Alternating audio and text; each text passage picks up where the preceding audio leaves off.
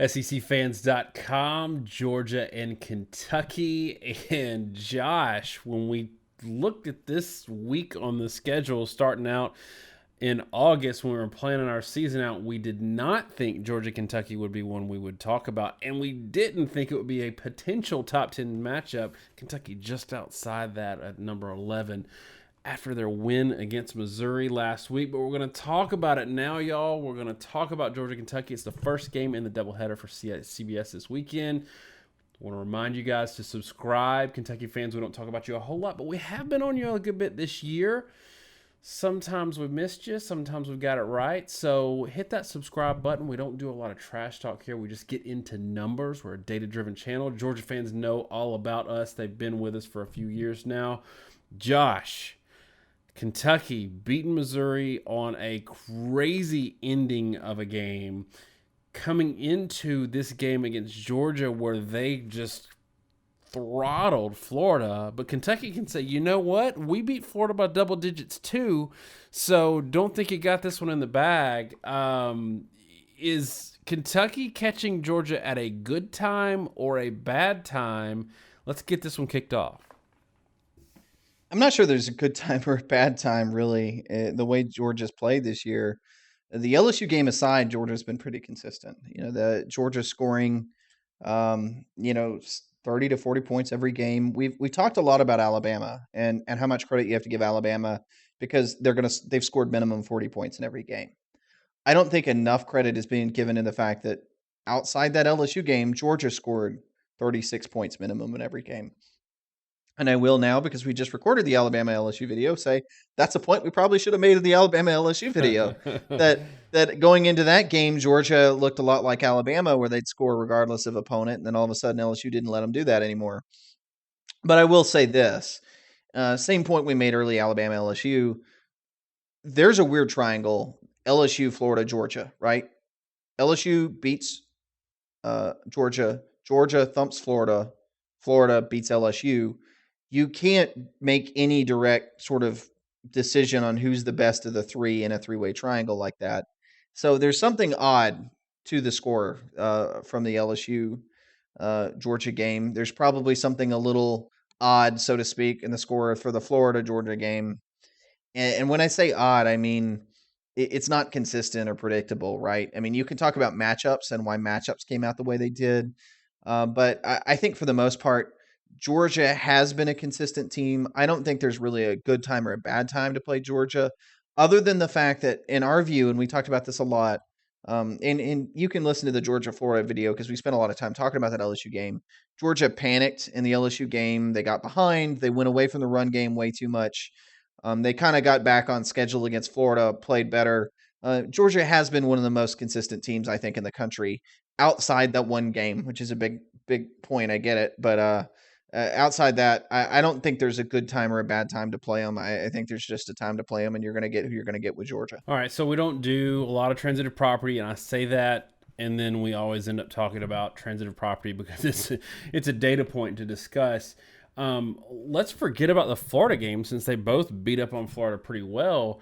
Let's talk about Mizzou, because the interesting thing here to me is it's sort of a flip of what you would expect from a Georgia team and a Kentucky team in a matchup, in that Mizzou put up 29 on Georgia, ran the ball really well actually in that game, but Georgia put up 43 and won pretty comfortable, not as comfortable as they wanted. Kentucky, though, on the other hand, held Mizzou to 14 points. And to me, in a game like this, especially a road game, I've already used this phrase once, I'm going to use it again, defense travels.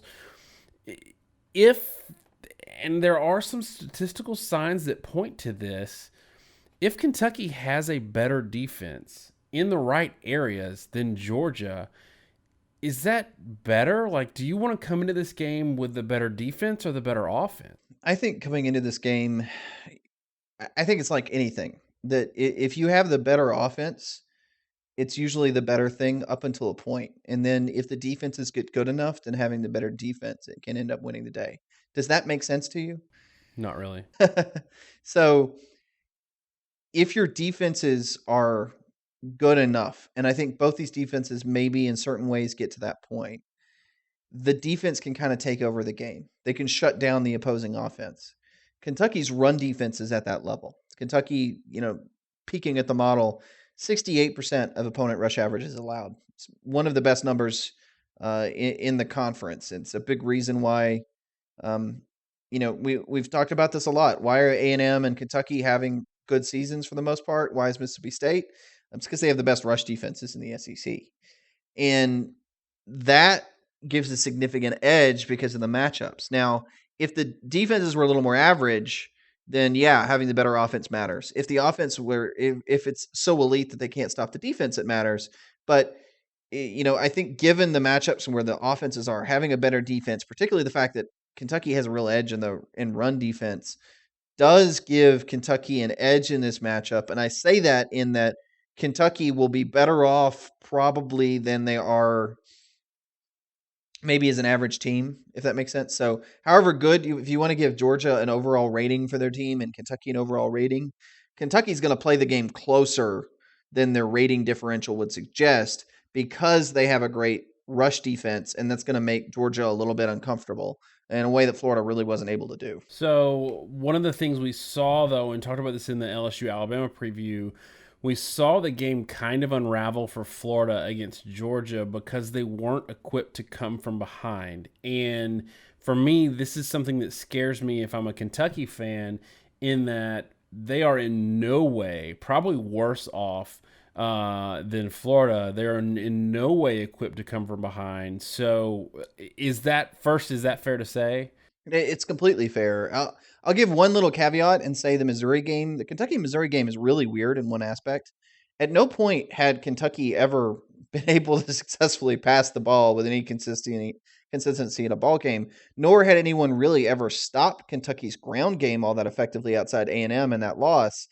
Missouri shut down Kentucky's run, held them to 2.6 yards per carry.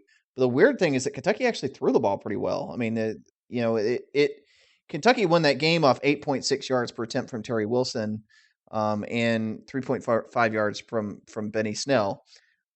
So for the most part, I would say no, Kentucky can't throw the ball to win. There were some encouraging signs in the last game that maybe Wilson's coming around. They put in Hoke because it was slow. Hoke was not the answer. Maybe that's a big warning sign to. We had a lot of Kentucky fans in our comments tell us, "Oh well, if Wilson can't throw the ball, we'll just put in Hoke."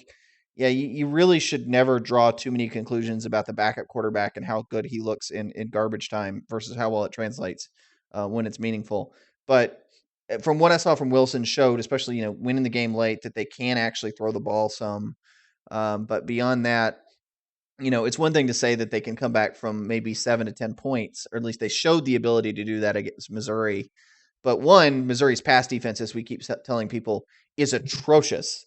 Their run defense is really good, and the pass defense is terrible. Them and Texas A&M both are that way. And then two, 7 to 10 points is one thing, but you don't want to be more than maybe 2 touchdowns down against Georgia, and you're probably in real issues if And I asked this because we saw Georgia on the other side of this really kind of panic against LSU. You and I both said that game doesn't get away from Georgia the way it did if they didn't panic. So I'm a little concerned for Kentucky in this game because their comfort level is to play a 17-10 type game. Their comfort level is Vanderbilt 2 weeks ago, where it was 7-7. They put on a late touchdown, win 14-7.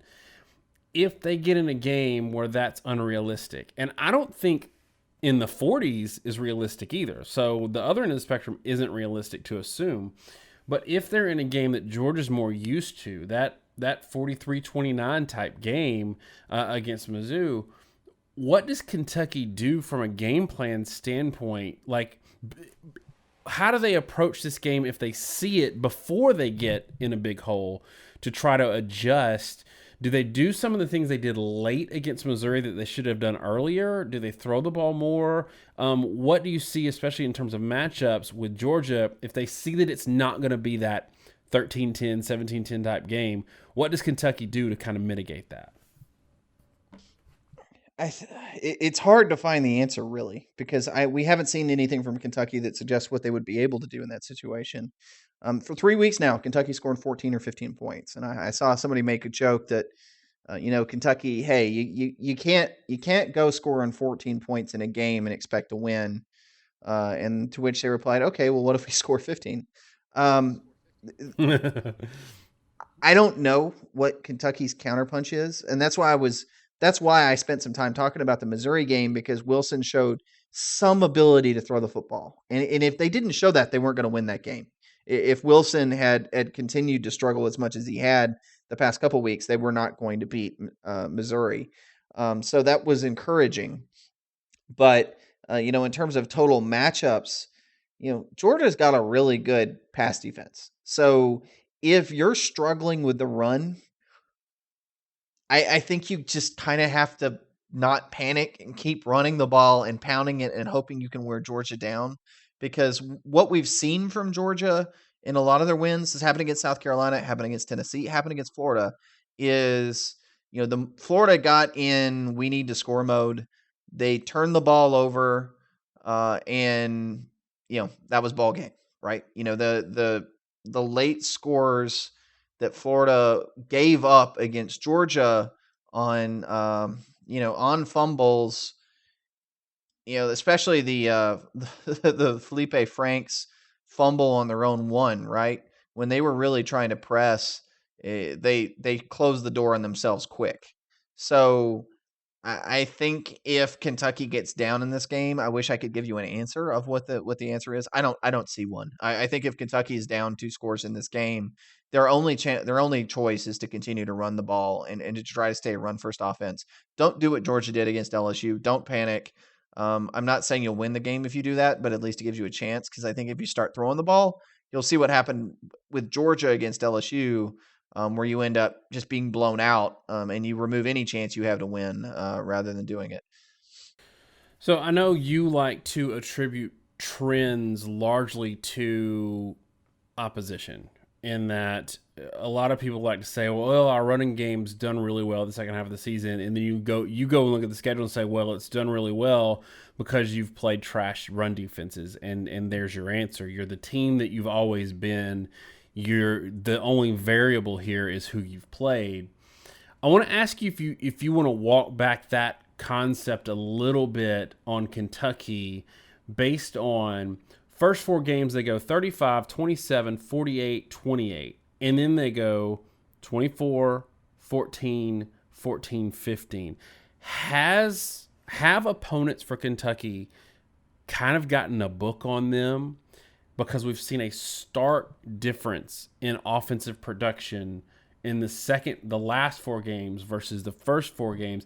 In Central Michigan, 35 in Central Michigan, they're not a bad defense. So that was actually that's more than Michigan State scored on them. So is this one of those situations where it's not necessarily just the teams they've played, but it's also that teams maybe have gotten a book on them? And if that's the case, is that maybe a bad sign going into the Georgia game? It probably is a little bit. Now, Florida, it's important to remember in that Florida game that Florida was banged up, right? They were missing a few defensive players.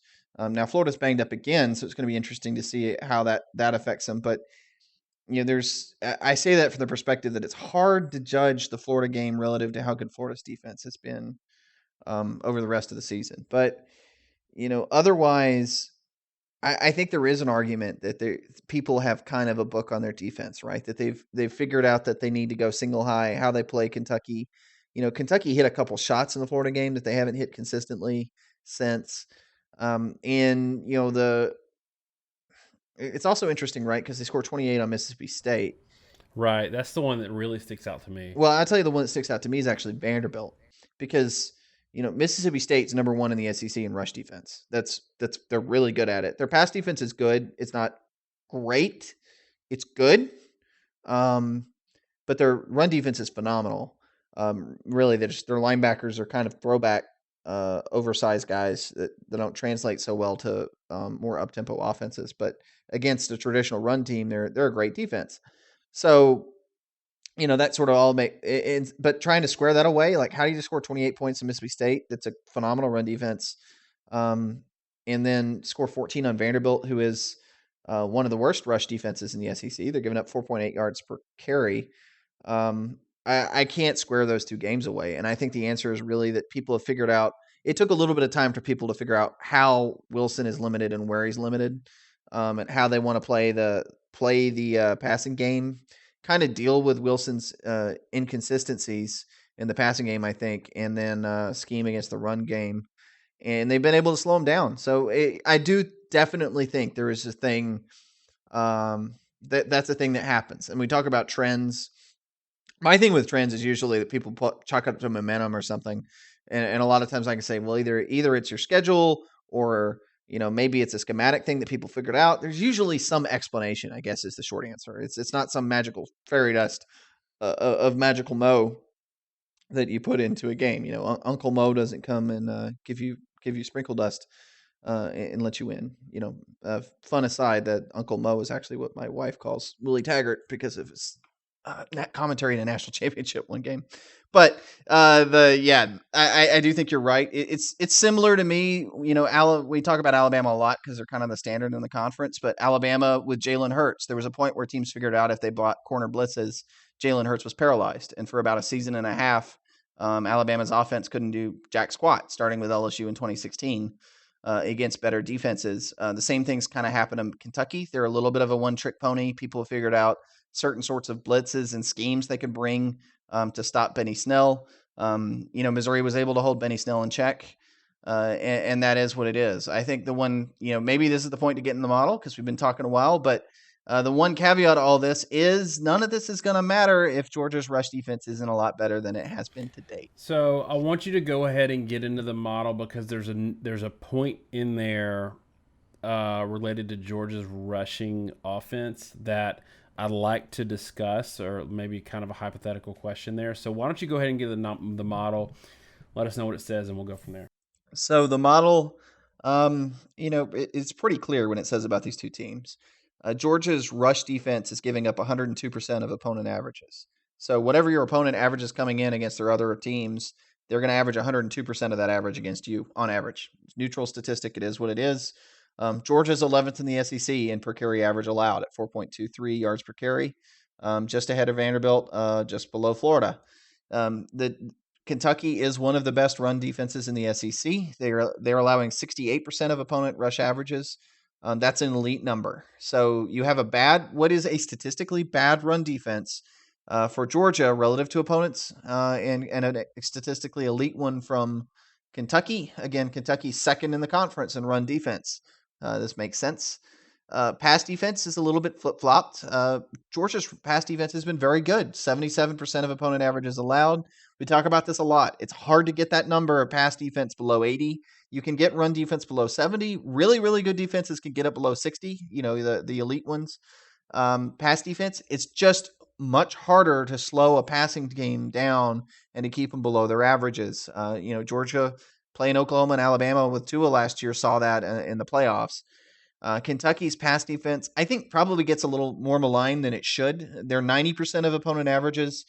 That's okay. And we say 95% is sort of your neutral point because there's cupcakes. It's sort of everybody's average is a little bit inflated because you play teams that play in their own crap conference and their numbers look better than they should be. So when you hold them below their average, it makes you look better than you should. 90% is okay. It's a serviceable pass defense. It's not good, but it is serviceable. It's not. A&M's pass defense has given up over 100%. Missouri's is. There's some really bad ones, and Kentucky shouldn't be in the same discussion. They're a better unit, and I think more importantly, something a lot of people don't necessarily see is in terms of neutral statistics, Georgia's run defense is more bad than Kentucky's pass defense is bad. The problem with this, and this gets back to I think maybe something where you're going to want to go. Georgia has a significant edge offensively. Georgia averages 5.3 yards per carry, 9.5 yards per attempt. Kentucky averages about right at 5 yards per carry, 6.2 yards per pass attempt. So Georgia actually runs the ball a touch better than Kentucky does, but passes the ball 50% better per play average, which is tremendous, better than Kentucky. That means Georgia should average about 5.7 yards per play according to the model. Kentucky averaging right at 5. Projecting that out on what is played into each team's scoring production and what, again, unique scoring model, unique to each team, generated by this computer without really my input. So it's kind of using, if you will, machine learning or an equivalent to figure out what you need to score based off your offense. It's saying with these kinds of numbers, Georgia should put up 28 points. Kentucky should put up 20. So Georgia 28-20. So the question I had here was the model, and we'll have the model up for people to see. The model's got Georgia predicted to get 3.5 yards per carry and 8.5 yards per pass. Part of me says if Georgia gets 3.5 yards per carry, their entire offense is going to fall off a cliff. And it looks like Jake Fromm's production is uniquely and intrinsically linked to how well they run the ball. Where Georgia gets over that 4.5 yard per carry mark and they run it a lot, Fromm does really well. Florida's a good example. 4.6 yards per carry, and I know Florida had some injuries there, but 4.6 yards per carry. Holyfield did okay. DeAndre Swift kind of went off, 8.7 yards per attempt. Jake Fromm, 10 yards per attempt, 3 touchdowns, no interceptions. Flip over to Georgia LSU. They didn't run it a lot, so only 19 carries between the two backs who had they had good yards per carry numbers, but only 19 carries, and the team ran for 3.8, which is actually better than than the model's anticipating them getting here, because the model's looking at the pass numbers and the running numbers in a vacuum, where we're knocking your percentage off of your run that you normally get relative to the opponent's defense, and we're knocking the percentage of the pass off relative to the opponent's defense.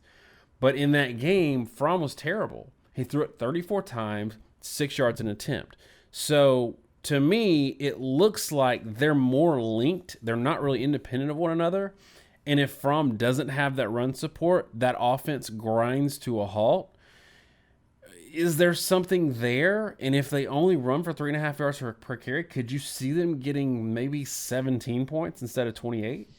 I think there may well be. So without trying to give the secret sauce to our model, we do, it's doing scoring production, looking at, run numbers, pass numbers, but what it's not doing maybe to a high degree is isolating run and pass and figuring out which of those, really getting into what your scoring correlates to if it's run or pass. It's more trying to figure out an offensive number based off run and pass. It's not just taking the average of your per carry average and your per attempt average. It's actually basing it off your past historical production and your run pass balance and all that, and coming out with more an offensive number. And then once it builds an idea of what your offense looks like in the game, then it generates scoring off that sort of holistically. I wish something I would like to do in this model, and I know how to do it, it's just really complicated mathematically and I haven't had time, is pull the scoring and actually build almost separate curves, run and pass, and figure out what correlates more with scoring, run and pass, and then sort of take that as an extra dynamic in the scoring model. I've long thought that something would probably be a little bit more accurate if I had the time to build it. Georgia looks like a team that scoring is pretty closely tied to the run.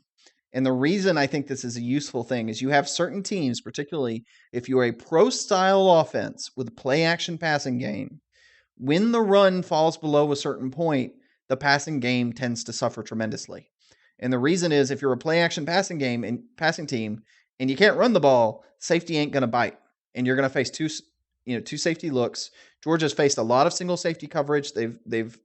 Fromm is a heady gamer quarterback. I will say Fromm looked much better against Florida than he had in the past few games. And I don't know if you agree with that, but he was hitting a lot of passes that he had been routinely missing the past few weeks.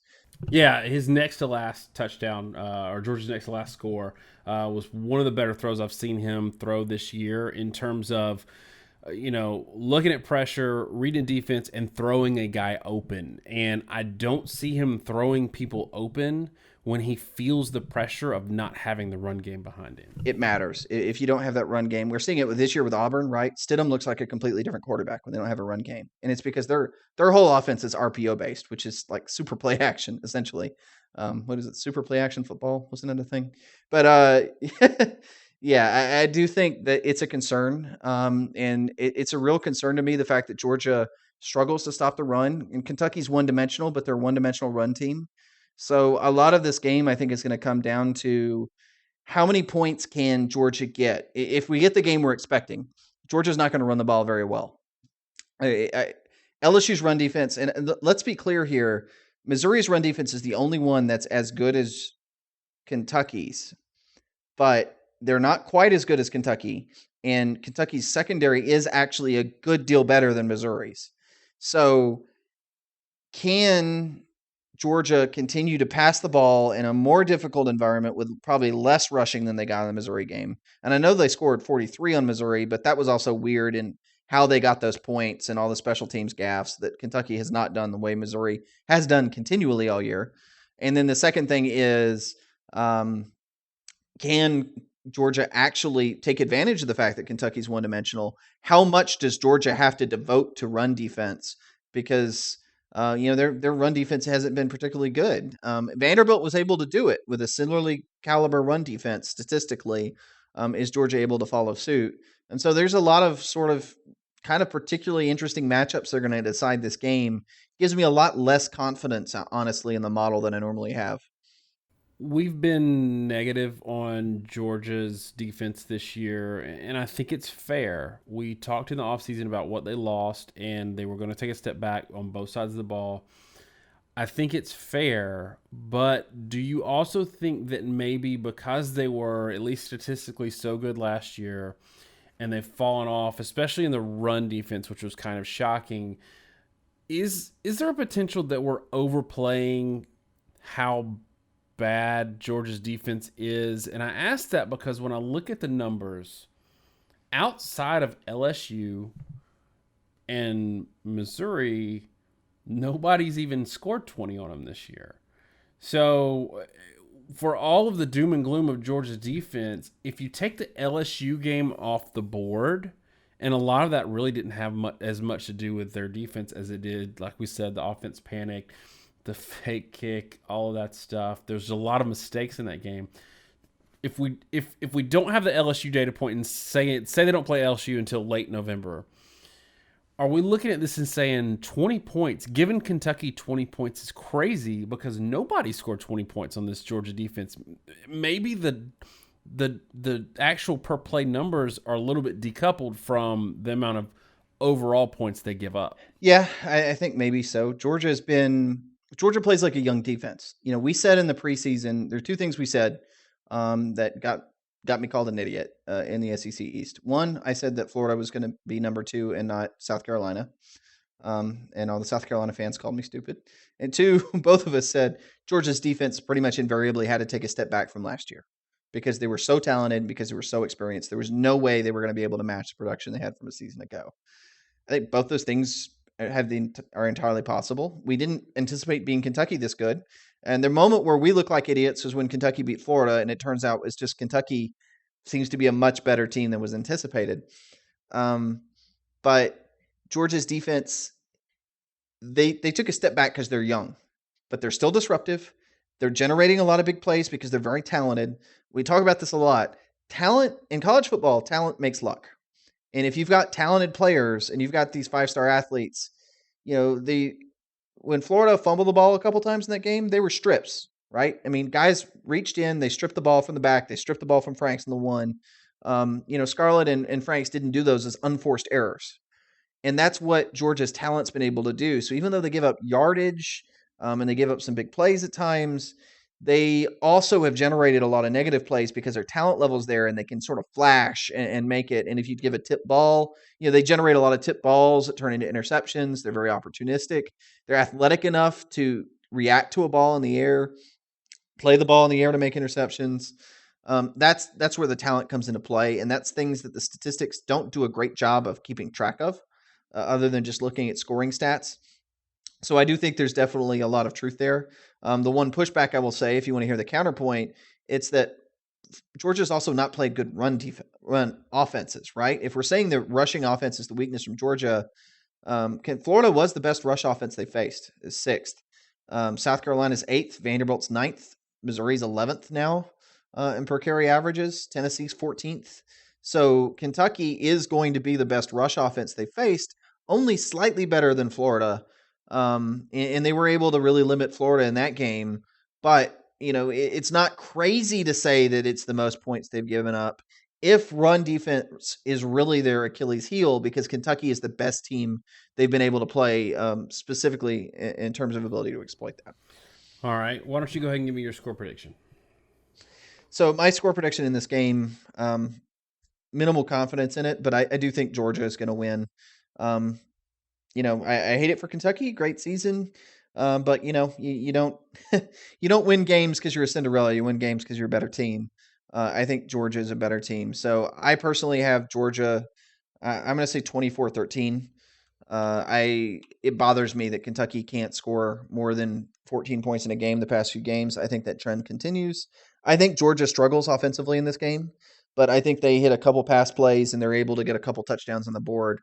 Kentucky, for the most part, can't move the ball. Georgia kind of shuts it down and rides to a win. I'm kind of in the same boat. I as much as I don't like the thought of, Georgia's not giving up 20 to anybody, Kentucky's not giving up 20 to anybody. I mean, they gave up 20 to A&M in overtime, but they also haven't played a lot of great offenses, but that doesn't mean their defense isn't legit. I think their defense is absolutely legit. We saw that against Mizzou, who is more balanced now. Roundtree's a good running back. They throw it and they run it. In some ways, I think Missouri is a better challenge for this scheme, challenge for this Kentucky defense. But I think Kentucky's offense is so bad that where it didn't really show up against Missouri in terms of a lot of turnovers and a lot of short fields and a lot of opportunities for them to get some cheap points, I think we're going to see some of that like we saw against South Carolina for Georgia when they played. Give me 27-10 Georgia, where 10 of those points are kind of cheapies. And that's not a slight on Georgia. This is a 7-1 team with one of the best defenses in the country that, again, just gave up 15 points to a team that scored 29 on Georgia. So I know Georgia fans are looking probably at the brand name Kentucky. A lot of people have done that this year where they're looking at Kentucky brand name and not necessarily considering the fact that, hey, we're going to be in November and they've only lost one game. So 27-10. Give me one more kind of parting shot on this game before we wrap it up. Well, one, they gave up 14 points, not 15. But I think my final parting shot on this is going to be, Benny Snell is going to make or break his viewpoint in the season because everybody remembers what you do at the end. So if Snell wants to actually be sort of that Heisman talk guy, if he has a statement game against Georgia, it will happen. And if Georgia is able to shut him down, it won't. It's going to be this game that's going to make or break the way he's viewed, and whether he's could very well be a household name. If Kentucky wins this game on Georgia's back, or on Snell's back against Georgia, he will be a household name. And if he's limited, then he's just going to disappear from the national media landscape. And win or lose, true or false, Kentucky wins out after this game at Tennessee versus MTSU at Louisville. I would say more likely true than false. I think that Tennessee game is getting harder and harder because Tennessee is becoming a much better team than they were, and they do have a passing game. But I still think they're a better team, and I don't think Tennessee does very well at all if you can stop the run game. And then Middle Tennessee and Louisville are atrocious. So if Kentucky loses to Louisville this year, maybe you just fire.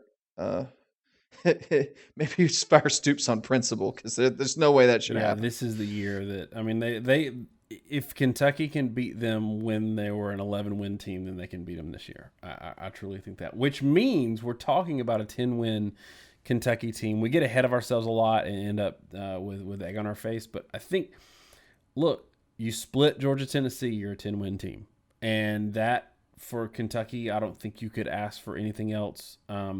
To be in the SEC East Division hunt in November for Kentucky, nobody saw it, and they've earned every cent of their notoriety this year. All right, y'all, that's it for Kentucky and Georgia. We've actually enjoyed talking about Kentucky this year. So, Kentucky fans, please remember to subscribe, but also tell us where we got it wrong. Tell us what we're missing on your team and why you think you're going to beat Georgia. Give us a score prediction. Georgia fans, you know the drill. You've been here a while, and you know that the comments and the discussion after the videos are just as fun as the discussion we have while Josh and I are talking. So this one was actually a little nerdier than normal. So some of you Kentucky fans that haven't heard us before, we don't usually get this nerdy. We do get nerdy and we do talk data. This one's a little nerdier than normal, but sometimes we just got to do that. So thanks so much, y'all. Have a great week, and God bless.